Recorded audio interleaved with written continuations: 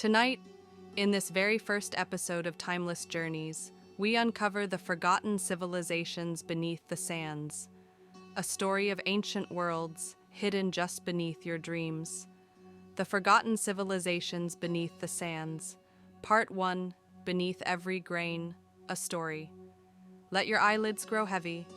Let the breath slow. Tonight is not for the present. Tonight is for memory. Not your memory, but the memory of the earth. Beneath the sand, beneath the silence, beneath the stars, there are cities. There are names lost to time. And there are stories, waiting for your dreams to find them. We begin not with what we know, but with what has been forgotten. The desert, they say, is empty, but nothing could be further from the truth. Chapter 1. A World Before Sand. Imagine the Sahara, not as it is today, but as it was 10,000 years ago. Lush, green, alive. Lakes shimmered like mirrors. Herds of elephants wandered freely, and people lived in villages that thrived beneath rain-heavy skies. The Green Sahara, they now call it, a time when the land bloomed with possibility. We know this not from stories, but from the earth itself. Satellite images revealing ancient riverbeds, stone tools buried deep, cave paintings of cattle, giraffes, and gods. But slowly, the sky began to change. The rain stopped singing, and the sand began its slow, patient march. Hook, draw the listener in. But the people didn't vanish, not all at once, and not forever. Chapter 2. The People of the Dunes.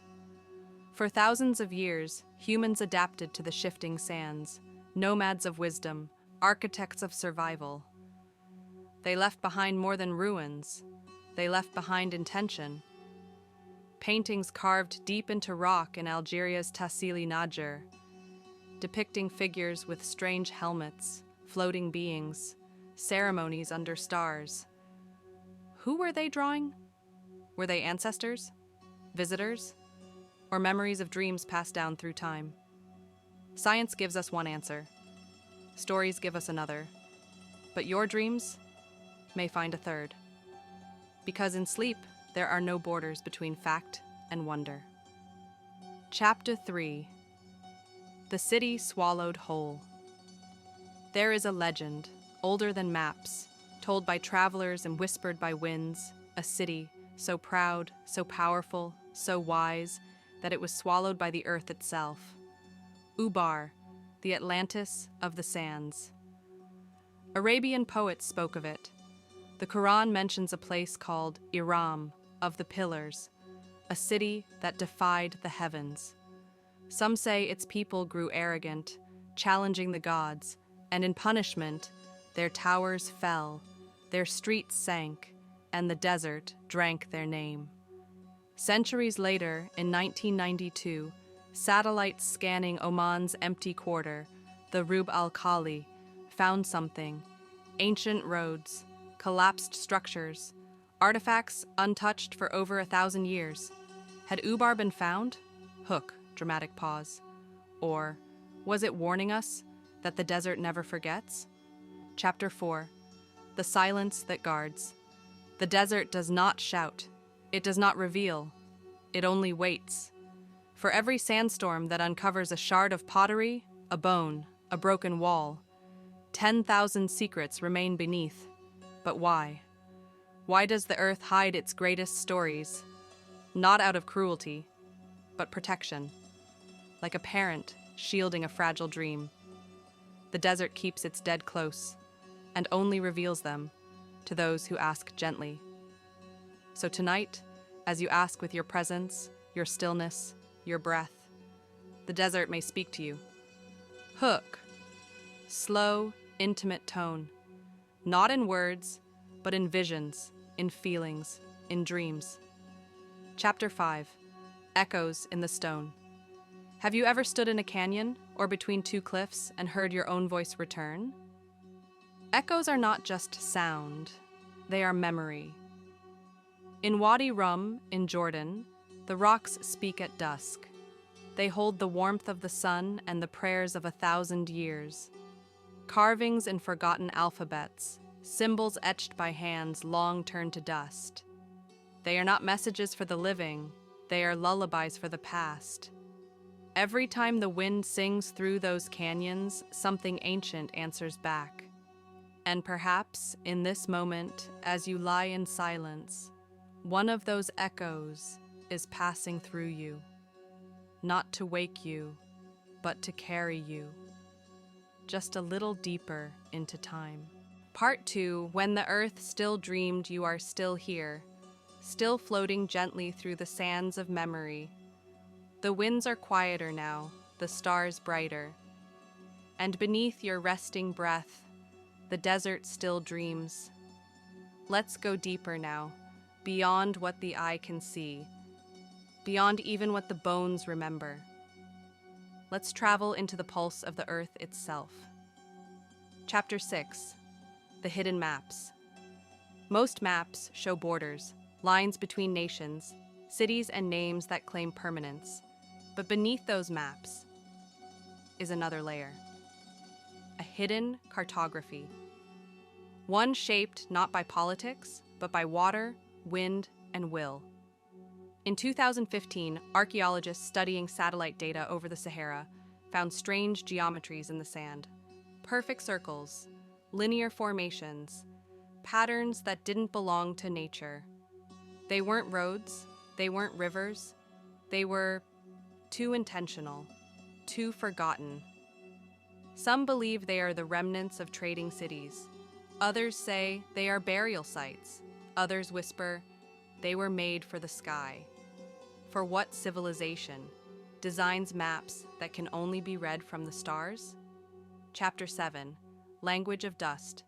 Language is memory, and memory is sacred, long before alphabets, before ink, before parchment. People spoke through dust, through arrangements of stones, through fire ash spread in symbols, through lines carved into sand that vanished by morning.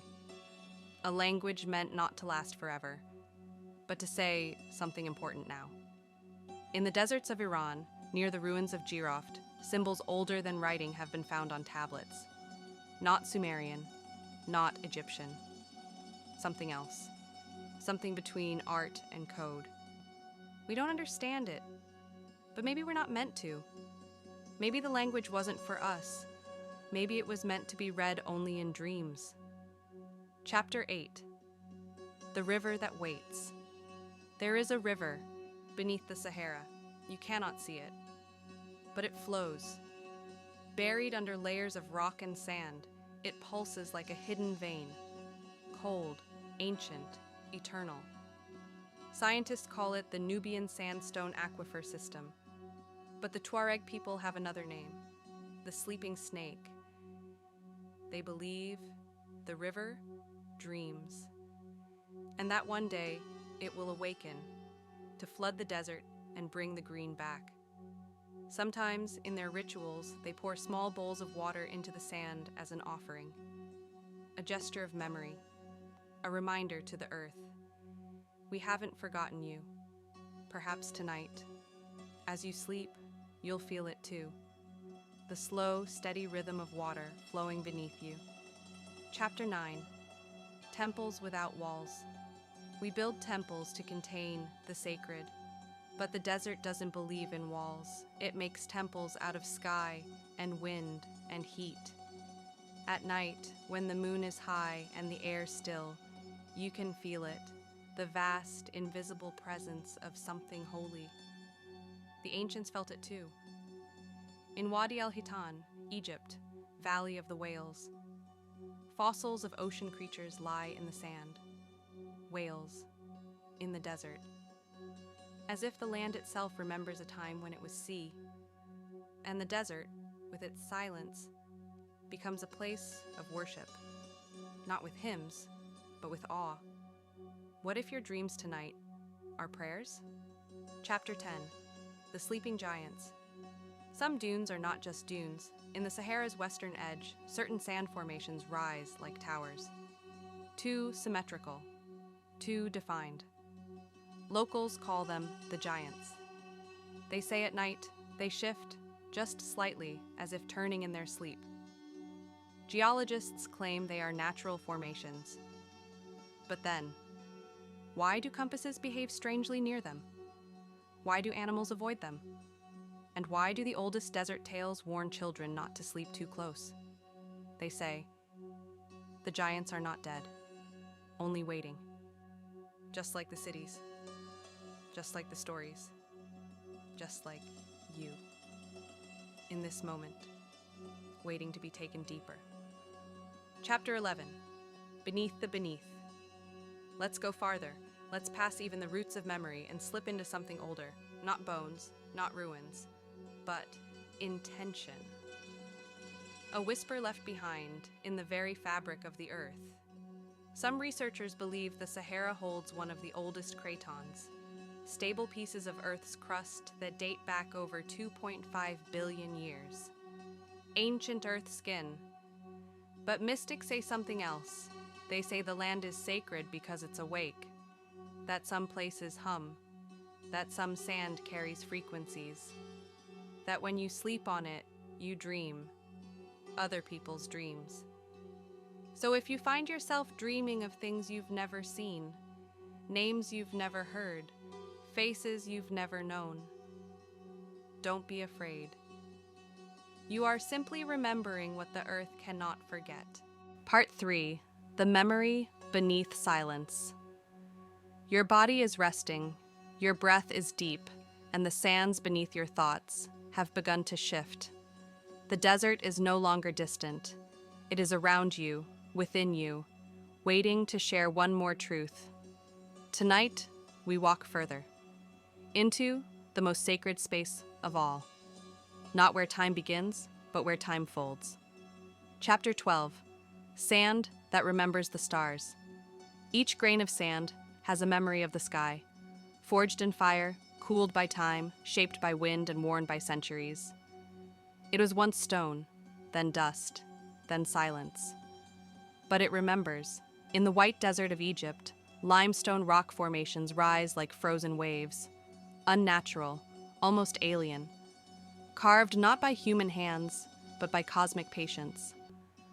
Some believe they mirror the stars, that ancient travelers navigated not by maps, but by the conversation between heaven and earth.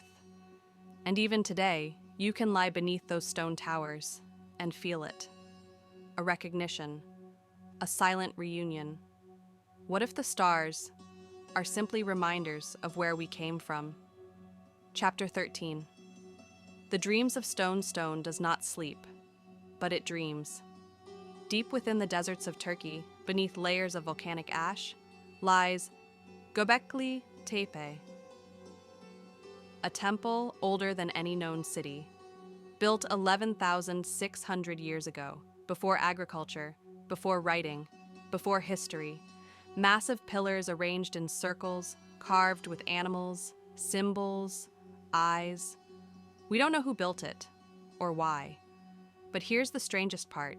It was buried, intentionally, as if those who built it wanted it to disappear, to be found later, by us or by you, lying still as you are now, breathing slowly, listening between the words.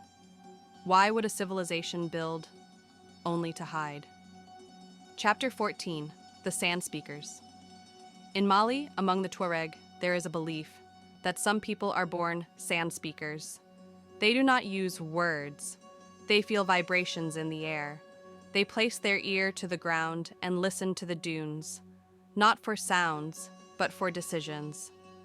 The sand, they say, knows. It carries emotion. It remembers betrayal. It honors courage.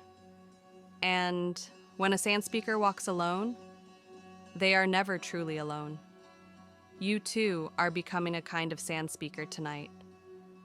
As your mind softens, you begin to sense the language beneath language, the whisper beneath thought, the dream beneath memory. Chapter 15. The Disappearing Wells.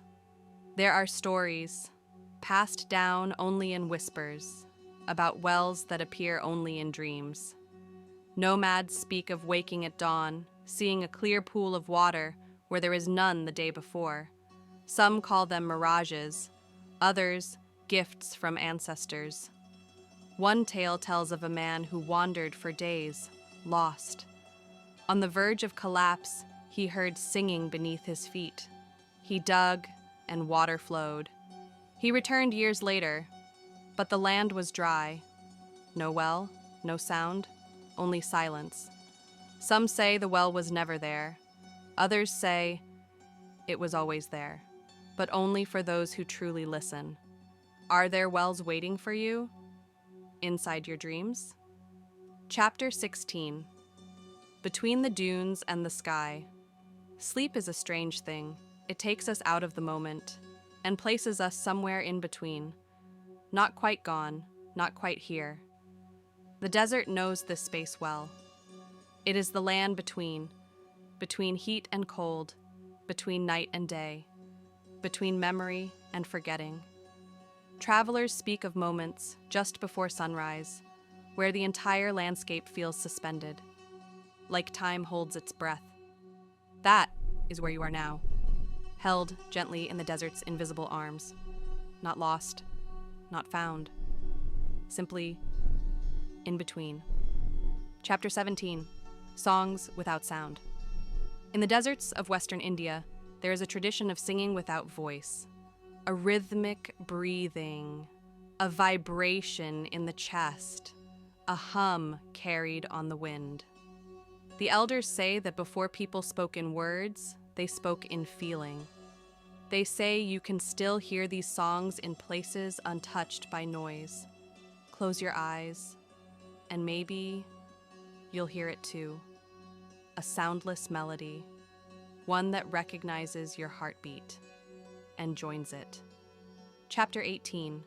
The cave that breathes. Somewhere in the heart of the Sinai Desert, there is said to be a cave that breathes. Not metaphorically.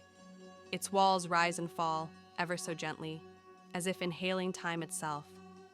Few have found it, fewer have entered. Those who did say the air is thick with memory. They dream vividly for days after. Some never return to the surface the same. Is it real? Or is it a metaphor for the part of us that also breathes beneath the surface? The deep self, the ancient self, the sleeping civilization inside us all. Tonight, as you breathe, the cave breathes with you. Part 4, Where Time Sleeps. You are almost there, not at the end, but at the threshold. Between waking and dreaming, between desert and sky, between yourself and something older. The sand beneath you is no longer just earth. It is memory, it is story. It is a place where time has has chosen to rest, and now so have you. Chapter 19. The sand that watches you back. We often believe that we are the watchers, that we look out into nature, into the stars, into the desert, and observe. But there are places, rare, ancient places, where you realize you are the one being watched, not with judgment, not with fear, but with patience, with presence. The desert is one of them. Every dune, every stone, every wind-carved ridge, it sees you, not as you were today, but as you are when you sleep, whole, unarmored. True. Tonight, you are not just visiting the past. The past is watching you sleep. Chapter 20. Shadows of Light. In the remote Sahara near Chad, there are canyons where light behaves strangely. It bends, it lingers. It paints shapes that don't belong to the terrain. Travelers describe shadows of light, bright patterns that flicker like memories. Some say it's just the heat, but the elders say, these are the dreams of the land, briefly visible. Perhaps they are the last flickers of civilizations whose names we've lost, but whose light still dances. Maybe your own memories, even the ones you've forgotten, do the same. Chapter 21. The infinite caravan. Deserts are not empty, they are full of movement. Invisible caravans pass through the night, not of camels or traders, but of thoughts, of stories.